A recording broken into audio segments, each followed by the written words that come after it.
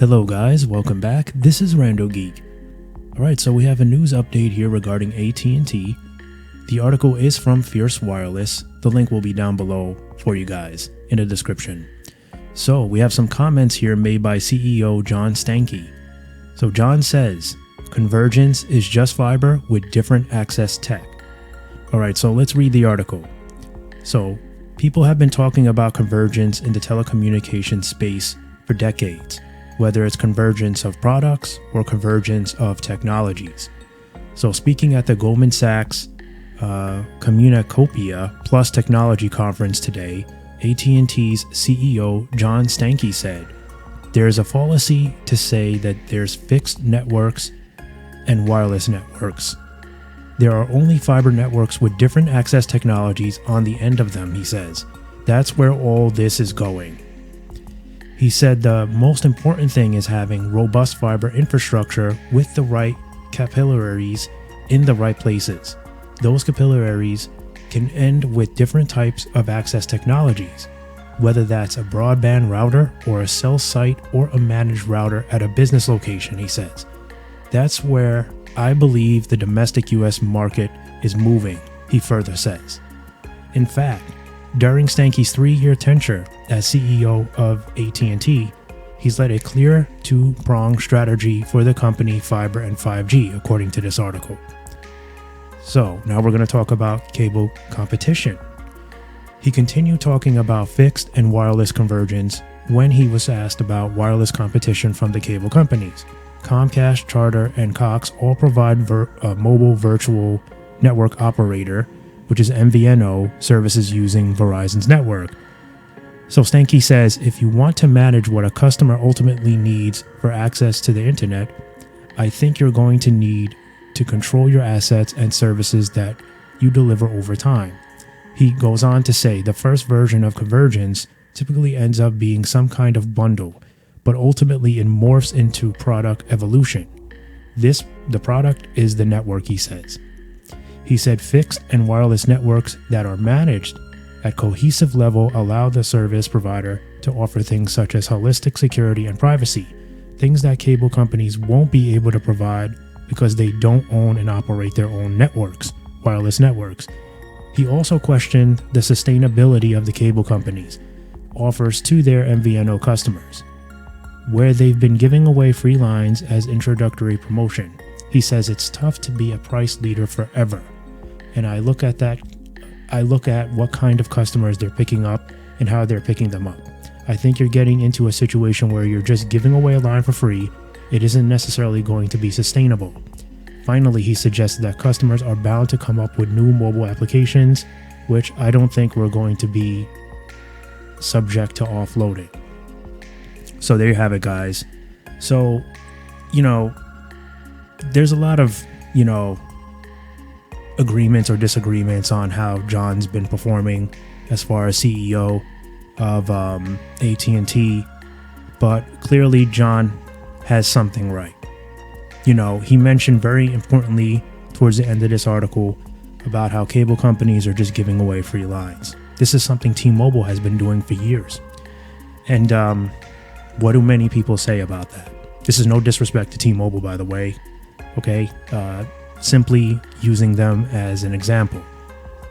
They're often the carrier that gives away, a free line or makes adjustments to the pricing to kind of attract more customers, right? AT&T is not one of those wireless carriers that budges. We know this for years, and it's kind of frustrating because many of us, and myself included, love AT&T, think the wireless network is great, think it's very reliable, think it's a nice balance between, T-Mobile and Verizon, right? It's the middleman. That's how I look at AT&T. But they will not come down on pricing. They have a lot of faith in their network. They've gone on record to say it a number of times. You don't have to sell something cheap, okay, if you believe in it, right? So that's the thing here. And it's very important what John mentions in this article about how cable companies are going to give away free lines. They're going to attract certain kinds of customers that are in it for the free line and it's not going to be sustainable for the cable companies. They're going to make a couple dollars, they're going to get the customer, but they're basically selling themselves short, and it's not going to be sustainable because it's going to be impossible to give away free stuff forever. And as soon as the getting good is gone, these customers are going to run off to whatever free game is in town, whether that's, a different company or whatnot, whatever it is, an MVNO, another postpaid. But, it's very important, to understand that. And that's, I think AT&T does understand that. And, in some ways, does it hurt them? Yes. Because there's probably a lot more customers that they can get. But in all reality, it's not hurting them the way we think it is. The people that sign up to AT&T typically are long-term customers. They know what they're getting into. You're paying a price. You know what that price is. And either you're going to stay or you're going to leave. They're not going to give you free lines. They're just not doing it.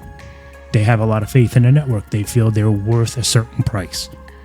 And if they became that company to start selling themselves short, that would devalue their network. People wouldn't believe in the network as much. Back in the 90s, banks would require people to leave minimum balances in accounts. They still do it a little bit, but it's not as common now. Most people aren't doing that. There's ways to get free accounts now, right? But that was a thing back then where you had to do it. What it meant was that the bank was strong, right? That they required a certain amount of money to be left in the account. And if you were able to maintain that balance, you were a valuable customer. It meant that you have money, right? So you looked more prestigious as a customer, and the bank also looked stronger because it had cash, guaranteed cash, right? You were holding those balances in there. That meant that was a wealthy bank because of the way that they did things. Now, obviously, we don't like those rules, myself included. But what I'm saying is, that's how AT&T looks at things. Like, they don't want to devalue themselves. They don't want to be the free wireless carrier. They have some faith in their network. Whether or not you agree on their pricing is a different thing.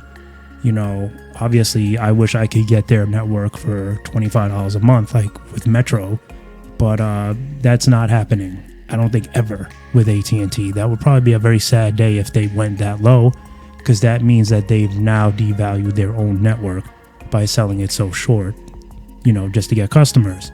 So that's not what AT&T does. That's never been what AT&T does. So it's the same thing with the Convergence here. And, I think that's a very important statement that John made, which is why I'm spending so much time talking about it with you guys in this video, because it is something that, it just shows you that AT&T still has their mind, in the right direction. Their goals are still, they're the same. They haven't changed the way that they view the whole industry and their value. And that's good.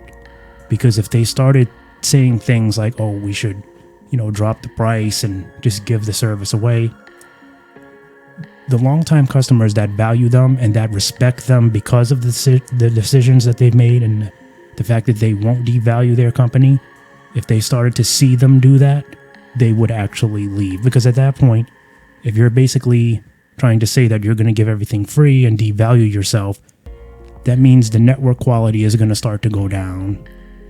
The service is going to go down with it, right? And that's how customers are going to feel. So the people that are choosing AT&T are choosing them for that reliability, the strength of the company. They have faith in the value of the company, and that's why they're there, and that's why they're staying there. So there you have it, guys.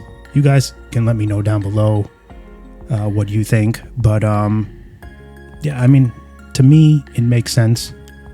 Verizon's the same way. They don't really want to come down on pricing. They have what they feel is a certain value put into the network. They believe that they're known, both of these companies, AT&T and Verizon, are known as pretty much the two most reliable networks. T-Mobile is a great network, but I think we all agree they have a little work to do when they wouldn't be considered the most reliable, and they know that. And that's, part of where the issue with them lies, right? And that's kind of why they've came on and started giving all these, free lines and the most value, because they were trying to win over customers, which was very hard for them to do based on a network alone. They had to give you a free bone in order to attract you. And, again, AT&T and Verizon just don't play that kind of a game. Now, they'll offer some incentives, some perks, but they don't play that game with free lines. They don't play that game of dropping prices significantly. They'll just try to give you a little bit more within the plan, as where, like I said, T-Mobile will just throw in some free lines and do this and do that and come down on some prices. And they definitely are the carrier that will devalue themselves if need be to try to just win consumers over, and then they'll kind of just hope that you'll stay because it's just cheaper. And it's worked for T-Mobile, without a doubt. It's certainly worked for them, which is, but again, it's not sustainable forever. We've seen it backfire a little bit with them, and it could backfire more. So there has to be a fine line. You have to have some value in your network. You have to be able to make money with your network, right? I mean, what good is having 20 million customers if, your net profits are skimmed so tight that you're barely making any money? You're not in the business to just give away free service. You're in the business to be profitable, right? So there you have it, guys. As always, thanks for stopping by and watching, and we'll catch you in the next one. Bye for now.